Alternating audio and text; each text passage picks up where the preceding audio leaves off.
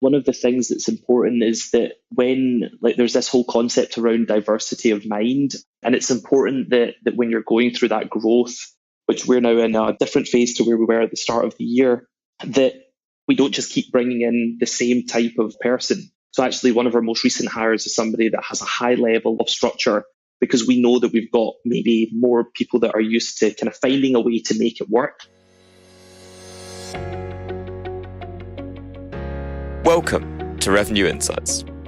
Every week, we'll be joined by revenue leaders from some of the most successful and highest growing companies. Together, we explore how they built their revenue teams, the journeys that they've been on, and the lessons they have learned along the way. Revenue Insights is brought to you by Ebster. We're a revenue intelligence platform designed to help revenue teams to build more pipeline, close more deals, and retain more customers.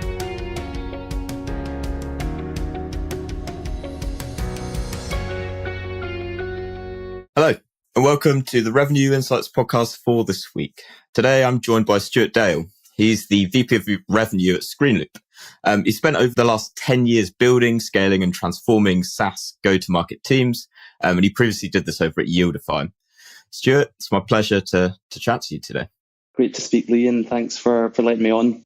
No problem at all. I've given you a bit of an intro there, but I'd love to know in your own words what your story is, your background, and what brings you to Screenloop today. Yeah, so I was born in Glasgow and had always an entrepreneurial background. Started when I was about 12 years old, set up an events company, had over, I think, about 200,000 customers over a 5-year window, and decided to then go to university, and off I went, not really knowing kind of what I wanted to do. And I set up a tech company that, on reflection was, very kind of basic in what we were trying to accomplish, because I guess I didn't know at that stage. And, once I decided to close that down, I went into the world of sales, was selling coffee machines of all things. And then found my way to the world of SaaS when I was about 25 and joined Yieldify as an SDR, where I did incredibly well, was the top performer, got relocated to New York, which was meant to be for just a few weeks, ended up being there for almost 5 years, and was running the office, turned into over 30 team members, and we grew that business from 1 million to 5 million over a 2-year period, and then relocated back to London to have my son, and managed to join Screenloop, which was actually founded by the same founder of Yieldify through a company called Bliss Growth, and that's where I've been for the last 12 months. Nice. And then just for the context actually of everyone listening, what does Screenloop do? And let's see if you can get it in under 30 seconds. Yes, Screenloop is a hiring intelligence platform. So we integrate directly with the applicant tracking systems that most companies are using to attract and push candidates through their process internally. And we believe that there's missing components on data, insights, and learnings. And we try to bring that in to really ensure that you're only hiring the best talent for the job in an efficient manner, and also from a diverse background. So trying to remove a lot of the bias that unfortunately exists within hiring. Awesome. That was pretty good going. And so to take us, and actually we'll come back to that because I know that's given you some pretty interesting insights. But where I really want to start to dive into a little bit more, I know you've got a lot of experience, obviously, from Yieldify, where you've got up from being an SDR all the way pretty much to like senior level, and taking a company from 5 to 10 million in ARR, as we were kind of talking about beforehand. How are you taking some of the learnings from that and applying it to your new role now at Screenloop? Yeah, so at Screenloop, I joined with the revenue, pretty much at $0 in ARR. And, I wasn't sure whether going from a business where there was, playbooks and, we had product market fit, whether going to, a true startup was the right thing. On reflection, I'm really glad I did it, because there are a lot of transferable learnings, like execution. A lot of the methodologies that we leveraged at Yieldify, we still implement here, a lot of the technologies. But the big difference is that when you're building from 0 to 1, without having the product market fit, you have to be so agile. And At Yieldify, we may have waited a few weeks to make changes or to iterate. At Screenloop, it's done on a much more regular basis, not just on the marketing, the content, the SDR work, but as a revenue organization as a whole, the velocity of the pivots is certainly much higher. Mm. And I'm really interested to know, you mentioned some of the methodologies that you brought across from Yieldify, some of the technologies. Can you perhaps speak to perhaps 3 kind of core, like foundational pieces that you brought into Screenloop to really get things up and running? Yeah, absolutely. So when I spoke to a lot of startup founders, what they were saying is that they maybe weren't investing as heavily in technology as early on as perhaps they should have. So as soon as I came over, we implemented Outreach, which was obviously for the sales automation. That was to really increase the velocity of the work that the SDRs could do, which was a team of 4 at that point. Secondly, we brought in the methodology surrounding sales deal progressions, which was MEDDIC, and making sure that we had a robust methodology in place to validate whether the pipeline that we were identifying was actually going to close or whether it just simply wasn't. And the third thing was I've always benefited greatly from outsource workers. So we've been working with an amazing team in Asia for about 6 or 7 years from my time at Yieldify. And we brought them over very early on as well to give us some efficiencies with the work that the SDRs were doing, not just in the contact sourcing, but also the operational work within Outreach. We were leveraging a very talented team in the Philippines for that. Nice. Out of interest, from a technology standpoint, did that include a CRM or? Yeah, so we were using HubSpot, and we'd started using them for the sequences. And one of the first things that I saw when I came over was just, there was missing data that I was used to seeing when building Yieldify, and that then was one of the big catalysts to bring in Outreach and make that change kind of very, very quickly to give us that insight that we needed to have a bit more predictability in the work that we were doing. Mm. And what's the next step then in terms of, I know you're on this journey to get to kind of 1 million. What are you working on at the minute that let's say you're particularly passionate about or excited about, that's going to build on those foundations and really start to get you there? Yeah, so we grew from 0 to 500,000 in around about 6 months, which was quick. And we did that predominantly with SDRs and 1 or 2 sales contributors, like account executives. Since really the half point of the year, we invested into marketing. So we brought in a director of marketing. We've also started building out the client services team, where we're moving to more of an account management model to expand the existing accounts and clients that we have. And I think like what I'm kind of most passionate about right now is really looking at what volume of sales qualified opportunities can we actually grow to. So we've been averaging around about 7 or 8 sales qualified opportunities per SDR. But we really want to know, can we maximize that somewhere between 10 to 12, and how many SDRs can we ultimately hire to actually beat plan next year and be ahead of it. So we're doing a lot of work right now on our TAM analysis, on what our ICP 1, ICP 2 looks like, and really building a really clear plan to execute beyond 1 million by the end of the year, and into between 3 and 4 million by the end of next year. Mm. And it's really interesting, like you mentioned the TAM analysis, and is that something that you took from your time at Yieldify that you found is a really integral part of really deploying this strategy? Yeah, so as part of the journey at Yieldify, around about 30% of the net new revenue that we drove was driven by existing clients. And the minute we hit 50 clients at Screenloop, there was an identified opportunity to kind of look within. So that was brought over straight away to say, right, how did we execute on that? What was the playbook that actually won? And that I think is going to make a big difference to where we end this year on our revenue number. And it's also kind of much more efficient than hiring additional AEs if we can do that within the existing team.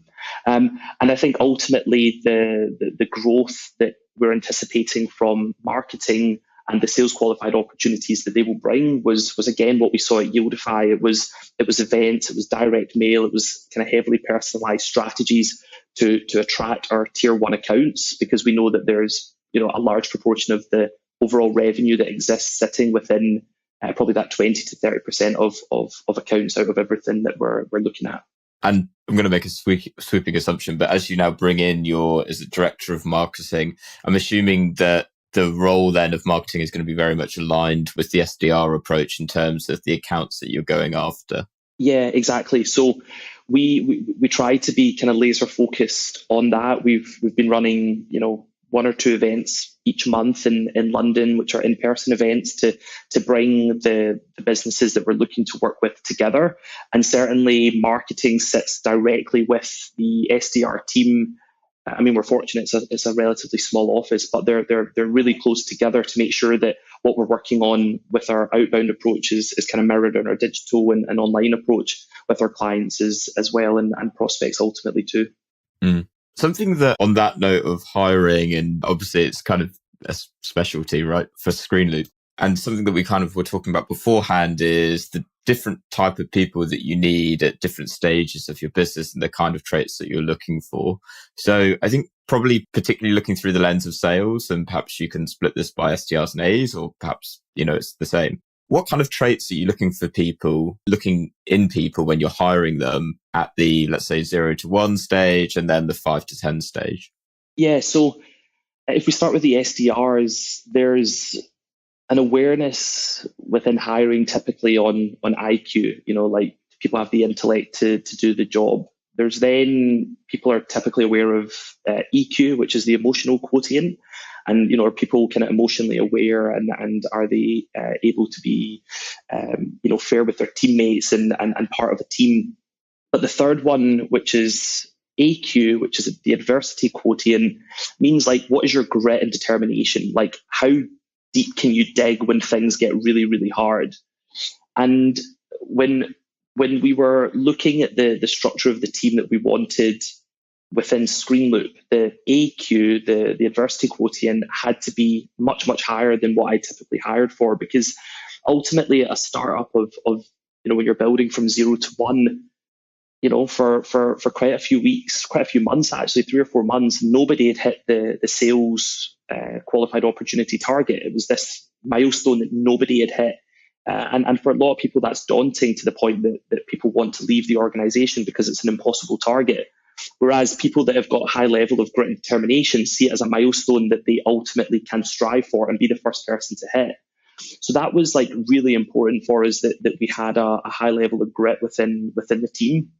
We also were looking for people that had shown some sort of entrepreneurial spirit from a young age. So, for example, one of our SDRs had set up she used to produce beats through university to sell to artists.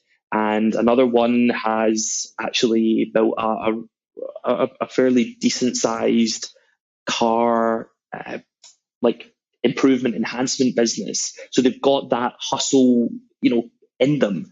And that's been like that was actually a very direct decision that we made to hire that type of individual. What I'm really interested by, IQ and EQ, I think I'm certainly familiar with, and I'm guessing that the audience probably are as well. I think it's pretty well covered, like the type of things that you can do to look for those particular qualities. AQ I've not come across before, and I'm really interested to actually cover that. How do you look for AQ when you're interviewing? What stands out? Yeah, it's the reason that we hire the best people, and I don't know if I can tell you, but no, I'll of course I will. So look, the thing with adversity quotient is that you're not looking, to somebody demonstrate grit on a phone call. You're trying to understand, like, in their journey, have they shown a need to kind of get up when things have been tough? So a really simple example is like, did you fail first year at university and then come back around and thrive to get whatever grade you actually wanted to get? How many times did you get rejected when you went for your first ever job before you actually got it? And how were you made to feel? And I think ultimately with adversity quotient, you're looking for somebody that sees every challenge in their journey as part of a building block to where they're going in their life. So something for me that's a non-negotiable when hiring is that I never want people to be rude or detrimental to where they have come from, whatever their past employment was. Like for somebody in my perspective with very high EQ, they just see everything as part of their journey, that they've grown and they've developed and they've become better off the back of it. And that's like, two or three simple ways to identify it. The other really simple one is that I think a lot of businesses make the mistake that they really over glamorize the role that somebody's coming into. And probably in my experience, I've been guilty of that as well at certain points, pretending that everything is amazing and everything is really, really well defined and targets are always getting hit and everybody's on plan, which, truthfully for probably 80 to 90% of businesses is just not the case. And for adversity quotient, a really simple thing to do is when you're probably at the second or third stage of the process, is just be completely honest as to where the business is at. Where's the team? Where is the top performers? Where's the weakest performers? What is the business doing well? What could they be better at? And you can really quickly pick up from somebody whether they take that as, I don't want to go there, which by the way is absolutely fine because it saves them a lot of pain as well as you a lot of pain. Or people with typically a very, very high level of EQ are looking at it like, oh, I know I can be part of this journey and I know that's what I'm looking for. And just because I missed target 1 month doesn't mean that I'm not going to hit it the next month. And that's something that we very proactively do here, certainly more so than at Yieldify, where it was a little bit more well kind of defined. The PR was probably higher. Here we're very honest with people like what their journey will look like and the ups and downs that come with joining truly a startup on their initial phase of growth. Yeah, I really like the transparency that you're bringing in. I guess to add to it, it's very much the difference between not only them being the right fit for the role that you've got, but also you being the right fit for them, particularly in the early stage, as I can attest to as well. It's never easy, and actually bringing in people that, like structure and process being in place and you've got order and where you're kind of slotting in is very different to what it can be like, which, it's very, I think you used the right word, like hustle kind of culture, which, suits some people and then very much alienates other people as well. Yeah.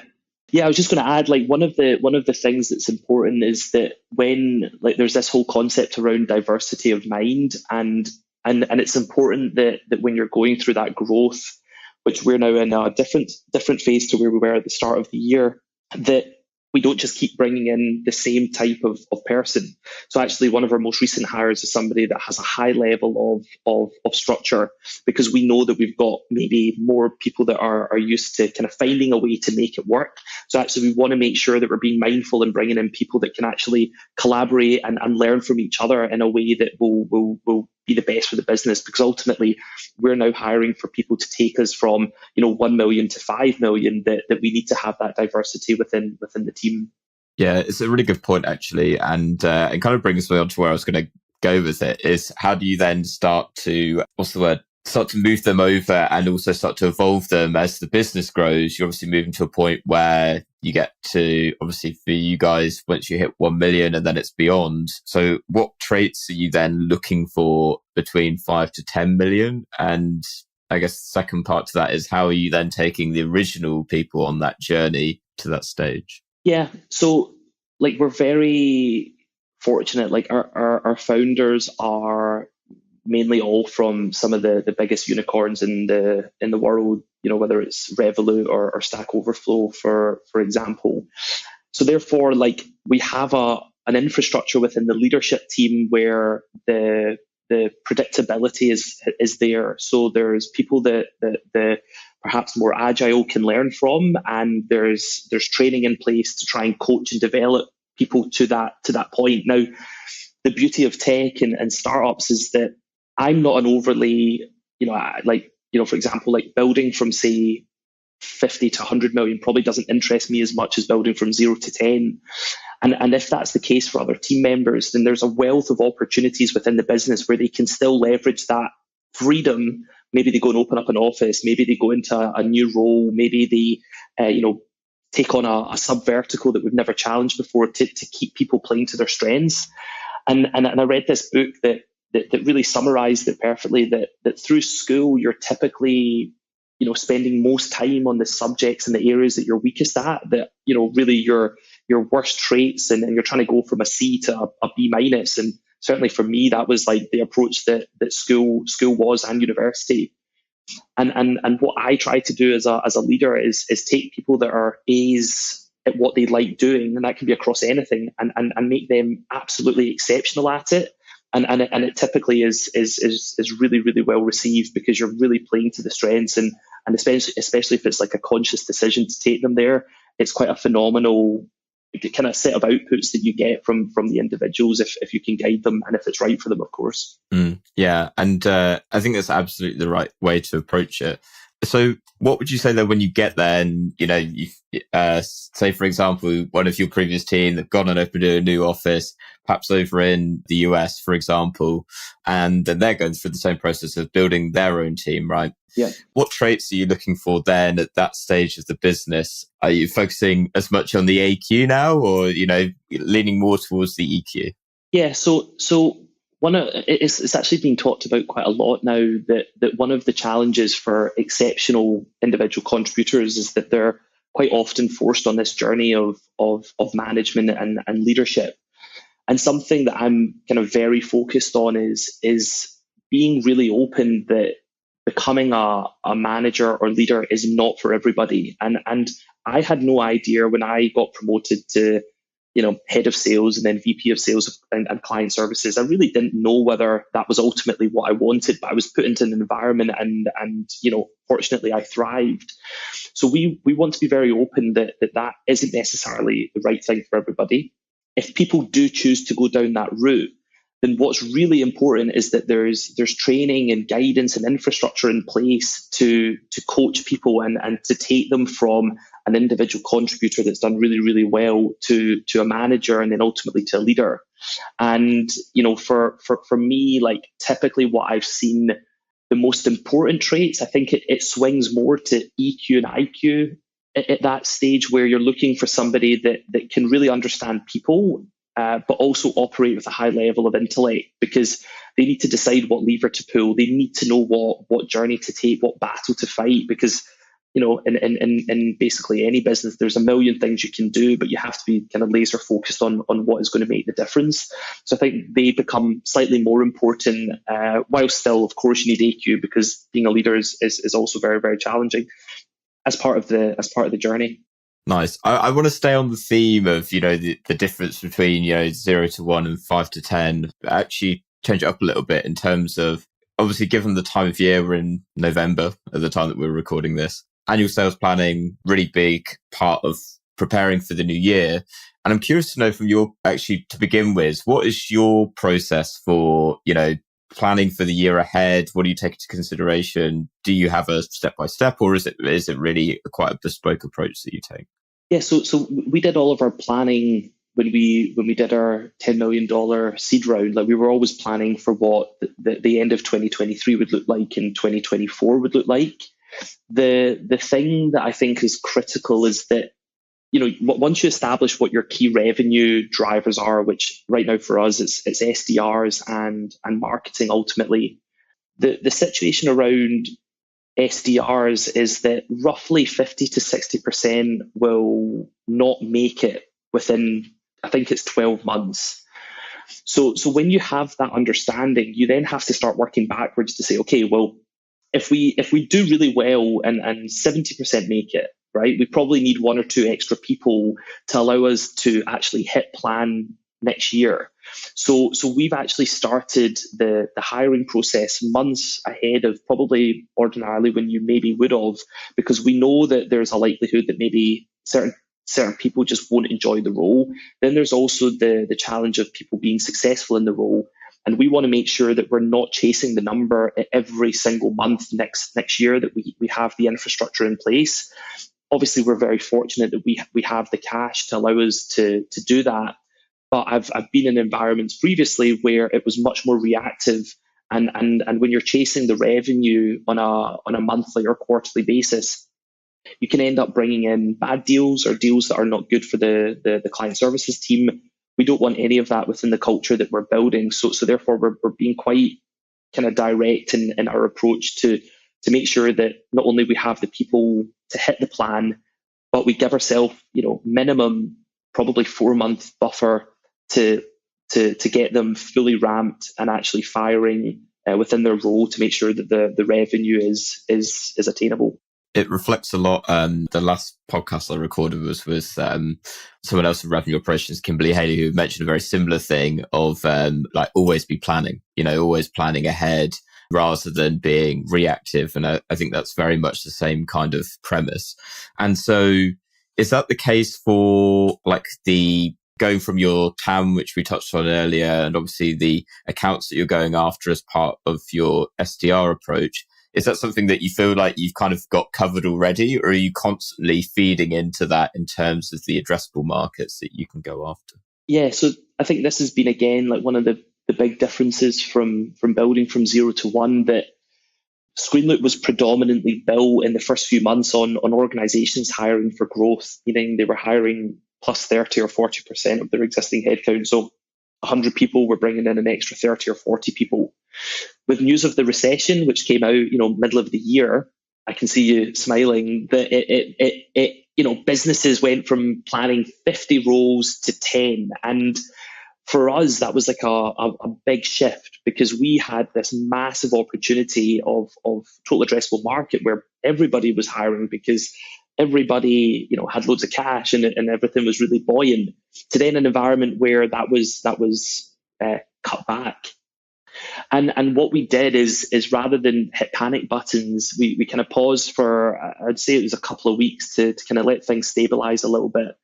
And then you started seeing that there were still more open roles than people, the highest number of open roles that have ever existed. There was also a massive problem with attrition. People were not happy in their roles. So about 20 to 30% of all employees would end up leaving their business within 12 months. So you would have to backfill. So why I say that is we then had a look at the ICP profiles that we built in our total addressable market, reapplied our initial methodology with some of the additional learnings that we had to make sure that the SDR team were absolutely laser focused on the businesses that were the right fit. Now, I think like one of the challenges that we're still overcoming is just how quickly the market is moving, where a business today might have 20 open roles, but then maybe tomorrow they cut back to 10. So that's something that we're constantly trying to stay on top of, and that is certainly challenging. But we believe that our kind of updated positioning and the way that the market is evolving is going to set us up for success with the revenue and the targets that we have. Nice. And actually, what I was really interested to understand then is, for your good to see that, by repositioning, you found those opportunities still to go after. Do you have, as part of your role, do you have like, I was going to say tools, but that's not quite the right, tools, techniques to keep your SDRs and your A's motivated, because as it becomes, as you start to narrow focus on these are the accounts that we're going after, obviously given the state of the market at the minute, are there different approaches that you take to keeping them motivated? Yeah, absolutely. I mean, there's a ton. Like, for example, today we were doing trainings with the SDRs on what a career in sales looks like. So training is really important so that they know beyond what they're currently doing day to day that there is growth for them personally and professionally. The other thing that we really focus on is the why. Like, why is this important for you? Why is this important for the team? Why is this important for the business? And why is this important for our customers? And for us also is why is this important for the end users, which ultimately is candidates that are in the hiring process. And I think going beyond just like, hey, we need to hit this number, it's like, why do we need to hit the number for the team? Why do we need to hit the number for the business? What about for our customers? And then what about for candidates? Making it bigger than just the target, I think, is really, really critical. And understanding that not everybody that you're working with is driven by the carrot and stick, that a lot of people want autonomy, they want independence, they want the feeling of like creativity. And as long as you tap into that, then the motivations typically remain certainly higher than the average. And the other thing is just, having some fun along the way. So, we took the team to Lisbon for an offsite, and for the SDRs, it had been a tough month. I think it was just off the back of August. Everybody was on holiday, and we went to Lisbon, and we gave them, I think, 3 or 4 companies each that were based in Lisbon. We gave them a budget to go and buy gifts for them, and just said, take the day out, go and meet your prospects, try and book meetings. And we ended up booking 70% of the people we went to see. So we booked about 11 or 12 meetings from the 16 or 17 companies we went to see. And the team absolutely loved it. And they came back and they were like so over the moon and so excited. And it was a human experience rather than just being email. And it's just like a small example of trying to, have fun along the way and not be robotic, because people get bored very, very quickly in boring environments. Yeah, it's amazing the impact that it can have, right? I think we, to give some context from an Ebster perspective, we found the same thing going out and doing events over in the US, where we'd spent probably the past kind of like 9 months to a year, kind of been behind a screen. Obviously, it was COVID and everything, and then went out there and actually got in front of people, and all of a sudden, it's you can see that there was product market fit, and you can see all the enthusiasm. And ever since coming back, you come back with a huge amount of momentum. And actually, sometimes just changing your perspective can have a humongous impact on the way things are going. Last question on the topic of sales planning: is there, not necessarily specific to Screenloop, because I know you kind of only been there for around about 12 months now, but even going back to Yieldify days, is there any perhaps mistakes that you've made from during that planning process that you've really learned from, and you're now carrying forward into how you're approaching planning ahead? Yeah, I think when we were doing the planning and the revenue targets, at Yieldify, we were probably too ambitious.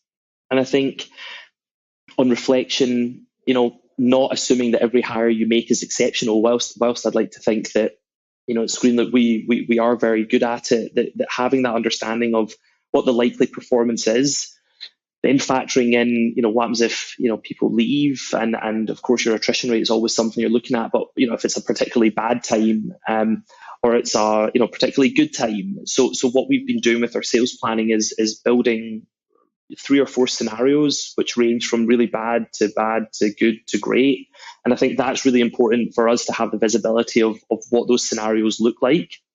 And, one of the other, mistakes was probably not thinking through, ultimately how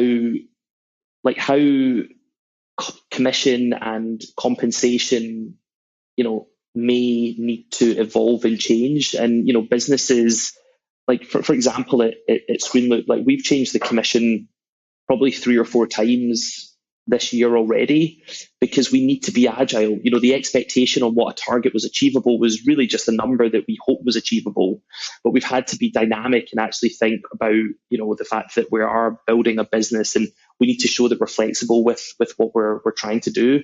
And I think possibly at Yieldify, maybe that was too rigid, and people know what, good and fair looks like, and we have been very focused on trying to optimize the commission and the compensation as fairly and as quickly as possible.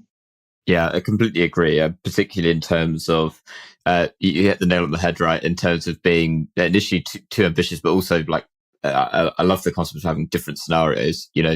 I am going to make an assumption, but based off what you were kind of talking about earlier in terms of, this is going from hiring loads of people to hiring significantly less, actually planning ahead for times of contraction as well as for growth, allows you to certainly steady the ship as it happens and to anticipate changes like that coming your way. Yeah. I mean, the other one is seasonality. I'm quite surprised at the number of kind of sales leaders that I meet that don't factor in seasonality to the sales plan and just assume every month is going to be the same as the month before. There undoubtedly is times in the year when things are busier and things are quieter, and we certainly want to reflect that in the sales plan, because fundamentally, a business at our stage, and probably at most stages, but I don't have the experience all the way up, that the sales number, you really want it to be hit, because when you hit it, it feels really, really, really good. And therefore, like, understanding that maybe January won't be as good as what December was, or July won't be as good as what March was, and having that reflected in the plan is really, really important to the number actually being achieved, as well as, hopefully overachieved. Yeah, absolutely. Penultimate question, and appreciate we could probably take this in lots of different ways, but something I did want to cover. You mentioned at the very beginning that obviously you went out and worked in New York, and obviously now you're based in London. What would you say are the fundamental, and if you agree, what do you think are the fundamental differences between selling in EMEA and in the UK, but then versus selling in the US? Yeah. So the first thing I'd say is if you get the opportunity to move country and it makes sense for you, even if you don't know if it fully makes sense, I would recommend you grab it with both hands. I certainly wasn't aware of what that move would do for my career and for my growth and my development. And I think it's like a massive opportunity for people personally and professionally to go. Like, I hadn't even visited New York, and I turned up with 2 suitcases and about 4 foot of snow at Dunkin' Donuts on Times Square, and was just like, oh, I'm here. And as I said earlier, like, a few weeks turned into several years. So I'd say, yeah, firstly, like, if you get that chance, it is incredible, and take it. The differences that I noticed very, very quickly, everybody obviously knows the size difference, right? Like, the sheer volume of opportunities is 10x what I saw in the UK when I was selling there. And that is not just, on the East Coast, it's in the West Coast, it's in the Midwest, it's even in Canada, it's in Mexico. Like, it is just enormous. And with that comes opportunity. The second thing is I noticed that Americans really wanted to do business. Like, there was a real appetite to engage in the process, to listen to the pitch, to evaluate, to negotiate, to be really upfront, and to give hard deadlines, and to like stick to it, and to really work hard at accomplishing them. Whereas I always found in Europe that, certainly there was maybe more planning. It was maybe slightly more hesitant to really engage in the sales process. And like, I would have discovery calls where they were planning for 18 months ahead in London, whereas in New York they were planning for Monday, or they were planning for next month, or for maybe next quarter. So they were certainly like that was very, very apparent. And the third thing is I was very lucky being Scottish in America. Most people had some sort of affiliation to Scotland, whether it was from great ancestors or some lost connection, that it allowed me to sell really, really well. I ended up selling just under $2 million whilst I was there, which at Yieldify at one point was about 40 or 50% of the overall revenue. And it was just because there was such interest in the product. It was a great product. We had a really great process. And I think I was a bit of an anomaly being in America as a Scotsman, and I think it really, really helped. I'd like to think that there's probably a bit more to it than just, oh, well, I like the Scottish accent, so yeah, let's do a deal. No, it's really interesting. And do you reckon, other than the bits that you kind of discussed there, in terms of the way that you sell, like the process, is there much different there, or do you think it's very much more just more on the personality side of things? You say the appetite for it, or is it fairly similar? No, I mean, I definitely noticed the stakeholders that were involved typically were really senior in America from the start. That you could be pitching your discovery or your solution call directly to the CMO of an organization doing 50 to 100 million in revenue, whereas in Europe I typically see that it's either kind of middle management or just not the final decision maker or economic buyer that early on. So that was definitely very, very tangible and very apparent. And I think also the critique of what your business does, like in in America, there really seemed to be a very open approach to understanding, the value, the implications, the technical, issues that could exist, and it was very, very upfront. Whereas a lot of the time, I think that's included in the, for example, maybe the infosec that takes place in Europe. But obviously, I don't have full visibility. I was only there for a few years, but they were some of the things that I certainly noticed as an individual contributor. The kind of key differences from both. Lovely. Last question, and then I'll let you go. What is one book that you would recommend to other revenue leaders? You actually alluded to one earlier, which I'm intrigued to know the title of. But what would be the one? Yeah, so the book for me that I think has made the most difference this year is Stolen Focus by Johann Hari. Mm-hmm. I don't know if you read it. I haven't. Okay. I actually recognise Johann Hari, but tell me a little more. He's done a few. He's an exceptional writer, and Stolen Focus, basically talks about the fact that the world we're living in is set up to distract you, and everything from Slack, email notifications, WhatsApp, Facebook, we're set up to be distracted. And he talks about the fact that, Google email notifications, it was a team that were one day in a room. They said, how can we increase the number of people using email? And one developer said, well, why don't we just send a notification to their phone every time they get an email? And it was something like 3 or 4 billion notifications were then delivered the next day, or it was maybe a week after, but it was within a set period of time in one day. And that was the logic behind it. And what it goes on to talk about is the fact that if you are distracted and you're in this environment, in this environment of being constantly distracted, the impact on your quality of work is insane. Like your IQ drops, I think, about 10 or 11 points, meaning that you'd be operating at a higher level of intellect if you turned up to work stoned on cannabis. That's just how bad being distracted is, that you're actually smarter if you're highly intoxicated on cannabis. And what I knew at Screenloop when I joined is that at Yieldify, we had 20 SDRs. So if a few of the team weren't operating at 100%, really a high performing state, it wasn't overly detrimental to the total team number. Whereas if you've only got 3 or 4 people in your commercial team or in your SDR team, you need everybody operating as close to the top 1% as possible. So the book really explores and details some of the practices you can put in place to protect yourself, and really just allowing people to be aware of what distraction looks like and fundamentally the cost on performance to avoid it moving forward. And that book has been incredible for the team. We talk about it a lot. It's actually part of our onboarding plan here, and probably everyone in the office is bored of me talking about it because it was so powerful and it resonated so much because we're living in this digital world. So really, really amazing book.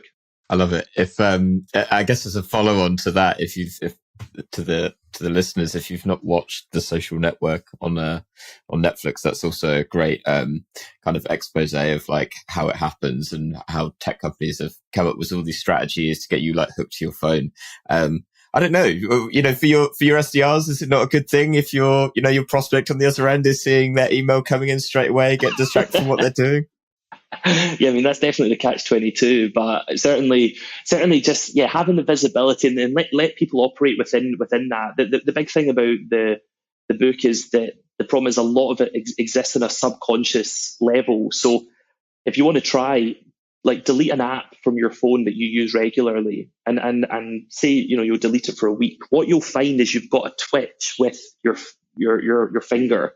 So you'll go searching for that app subconsciously. Maybe when you go to get a coffee or you go to the bathroom, you're actively searching for it, and then you realize you're like, oh, I actually deleted it.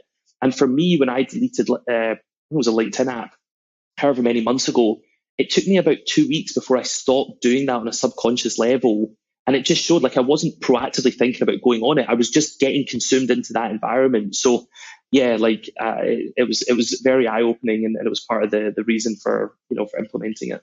That's the power of habits for you. All right. I'm going to conclude there. Otherwise, that would take us down another rabbit hole.